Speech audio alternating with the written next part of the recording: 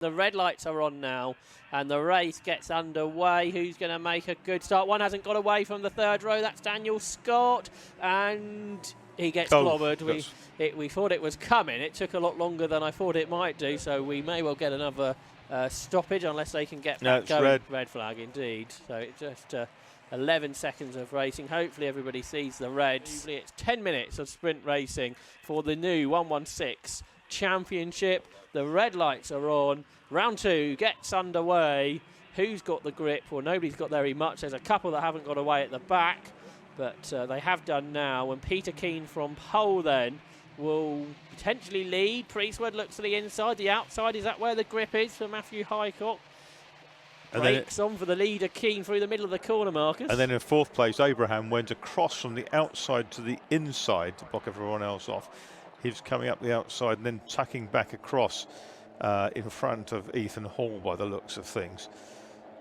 But, there's a surprising amount of grip people might find around the outside of the hairpin, different lines. Keane's got the lead. Priestwood around the outside of Highcock for second. Yeah, Highcock didn't find much grip on the inside there, did he? That's right. That's actually for new racers or inexperienced racers, that's what they're finding. Ethan Hall up the inside of both Abraham and Highcock there into the Surtees left-hander. I think he's got them both. Yes, he has. And Highcock run a little wide, but he's still there in 4th. He has lost a couple of spots. So Hall going well. Where did he start in all of this? So that was 5th, and he's up into 3rd spot, I think, as they turn their way out of Clark Curve to complete the first lap in sodden conditions here at Brands Hatch. But it's Peter Keane who leads by 6/10 over race 1 winner and championship leader therefore Matt Priestwood. Big look up the inside from Highcock to get that position back out of Ethan Hall. He rides the curb, which unsettles the car, twitches out of paddock, but he is through back into 3rd spot, back ahead of Ethan Hall. Immediately defends uphill into Druid. Well, Abraham looks to the outside. Lewis White and Turner is up to 6th. As Abraham tries to come around the outside once more.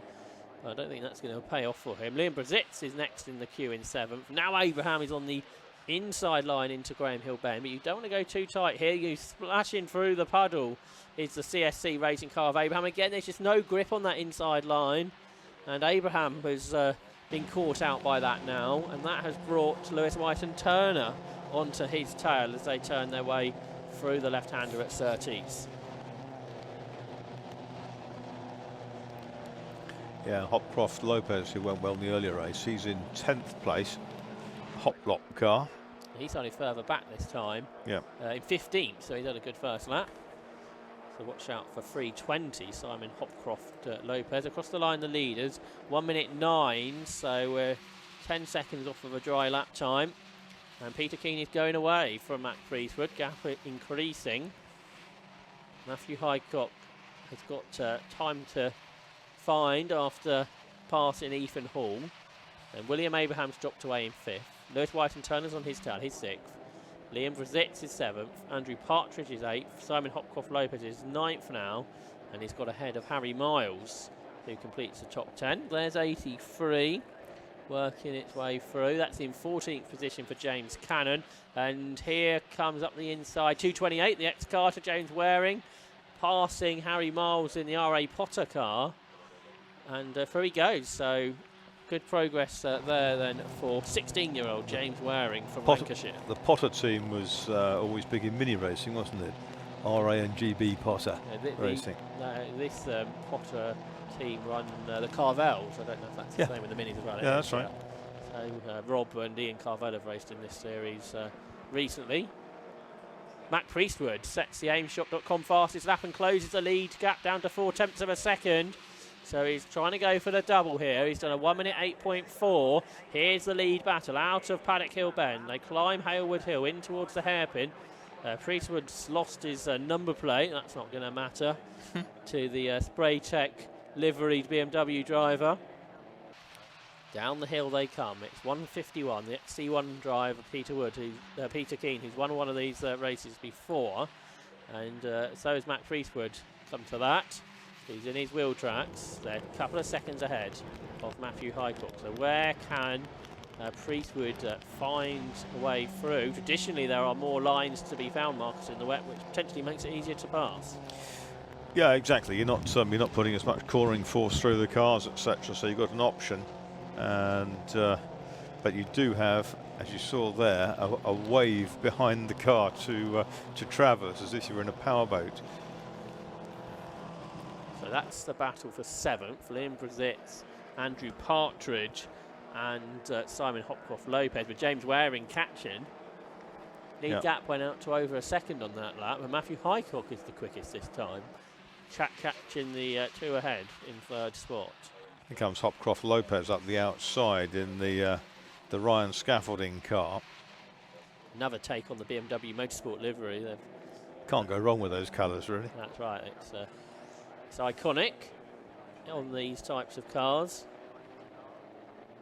And BMW Motorsport have been a real part of the worldwide motorsport scene for the last 40 years or so. Yep. Well, since they got into Formula 2 racing in the early part of the 70s, so 50 years, yeah. BMW M-Power. March 782 will be one of the best looking single-seater race cars. Prior to that, they were in, they won the championship, didn't they, with Patrick Depailler in 1974. Challenge for 2nd. Matthew Highcock on the inside of Matt Priestwood. Priestwood on that outside line, providing him the traction to accelerate off of clearways and stay 2nd. Peter Keane, though, still leads with 4 minutes to go. The lead gap come back down by a 10th.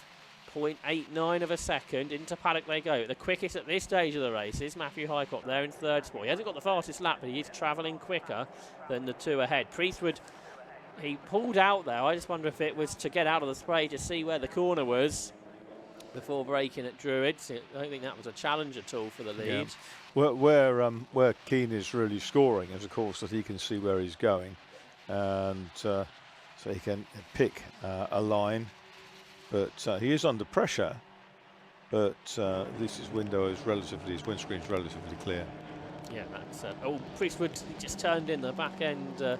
Tried to break away on him, but he seemed to gather up that moment and didn't really lose too much out of it. 3 minutes to go, and Priestwood, with that championship lead currently, may just think, survival here is more important than a dash of valour to try and grab the win from Peter Keane.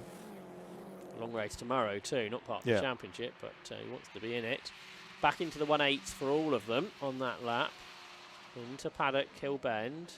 Little wide for the car in 2nd. Priestwood a bit sideways too, so that's going to give Matthew Highcock the run. Priestwood now is getting racy. He's defending hard. He blocked that attempt off by Highcock, and that's, well, I wonder if that would let Peter Keane get away, but not particularly. So I think these 3 are right on the limit of what these cars can do in these conditions.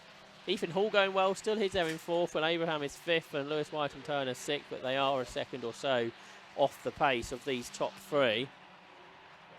Are these 3 going to catch any of the slower cars before the end? They might do with 2 laps to go, and that could be where it gets tricky for Peter Keane if those slower cars haven't realised these leaders are catching them. Yeah, that's right, and they're trying to just keep all the side loadings off the car around clearways where the camber falls away quite deceptively. There's Liam Brazitz in 7th. He's still ahead of Andrew Partridge. Simon Hopcroft-Lopez hasn't made any more progress. He's still there in 9th. Across the line they come. Yeah, he shows signs of getting on terms with Partridge from time to time, but again, probably then runs into a wall of spray. And you can see just that's illustrated there. He's right with them, isn't he? If he can't gain a position at this stage. Oh, he's gone out wide this time, and he's come up the outside. Is there enough grip round the outside? Oh, and down the inside comes the 320 car. He's made the places, then lost them on the exit. Yeah, so they were 3 abreast for a while there. Still side by side between Andrew Partridge and Simon Hopcroft-Lopez, who's still on the inside of both of them. And I'm not sure if there was a touch there or not, but he's got past Liam Brazitz, whether Brazitz was expecting him or not, and that's dropped him to the back of the train. And it's all going on here. This is the leaders in the traffic. I wondered if they'd catch them. And that's changed a second. Highcock has got past Priestwood in the traffic with a lap still to go. And Priestwood's gone up the outside, and Highcock's got a car probably going to cling to the inside line in front of him. Priestwood's trying round the outside, and he's carrying some speed, but he might have to switch back now. It's not going to. He's got good momentum, and there's a slower car in Highcock's ways on the grass now. Oh, and there's a touch going up the hill. Narrowly misses collecting Mac Priestwood on the way back onto the track. That was quite something for Highcock. That was quite scary. Yeah, I think that was John Turner who got attacked somewhat. Cars coming either side of him up towards the hairpin, so that may give Peter Keane a chance here to hang on to take the win in round 2, but he's still got Surtees, McLaren and Clearways to navigate with more slower traffic just in his sight. Yes, he's going to catch one of the DTO cars here through the final corner, but he deals with that okay. There's going to be a race to the line for second because Highcock trying to come around the outside of Priestwood. Might get blocked though by the slower car, but it's Peter Keane who wins round 2 of the Gas Shocks 116 Sprint Championship. As the flag goes out then, it is Peter Keane who wins by 9/10 over Mac Priestwood, and Matthew Highcock takes 3rd. Ethan Hall is best of the rest in 4th. William Abraham 5th. Lewis White and Turner 6th. Simon Hopcroft Lopez comes through in 7th, so he got to the front of that battle in the end. James Waring was 8th, Andrew Partridge in 9th, and Liam Brazitz, after getting muscled out in the closing stages, comes home in 10th. Rest of the field still flow through in these wet conditions then. And everybody who took the restart is going to make it home. So That's impressive. he had the start line incident, but on this restart, all 28, it seems, 3 were lapped, are going to come home, including there across the line. That's 186, I think, Cole Peters, just inside the top 20. South African David Hudson is up next. And there's still another 5 cars or so to take the checkered flag, which they do now. One more race to come, which is for the Tagiwa Type R Trophy. But before we get that, I think we can have a look at the results of that 116 race. If you can take us through those, Marcus. Yeah, certainly. And we'll wait for those.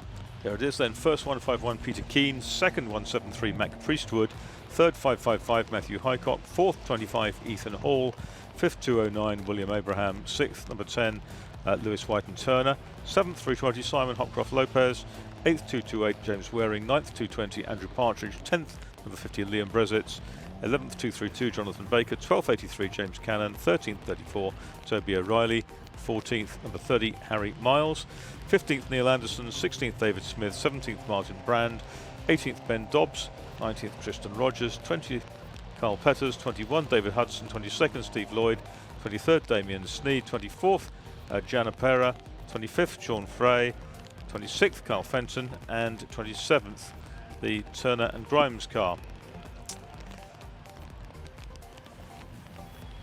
So exciting racing for the Gas Shocks BMW Sprint Trophy Championship. Different winners in each of the races. Mac Priestwood in the first and Peter Keane in the second. Very different conditions, but certainly an exciting race.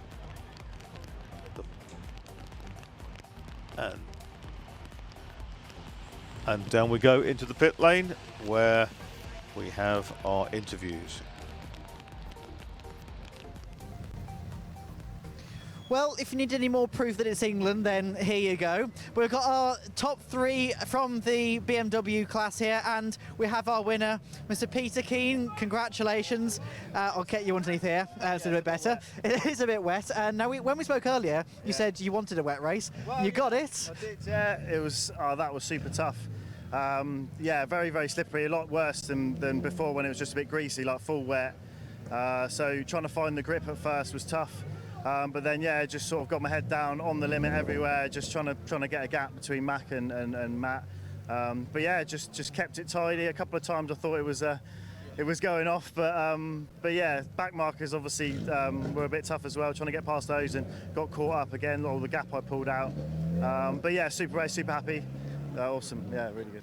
Excellent. Congratulations and good luck for the race tomorrow. Yes, thank you very much. Cheers. Cheers, thank you. Okay, we'll head to our second place, which is Mr. Mack.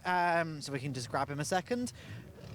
Mac, if I can just grab you a second, you were very, very close. You were right on Peter's back gearbox there. How was that race for you? It was good, yeah.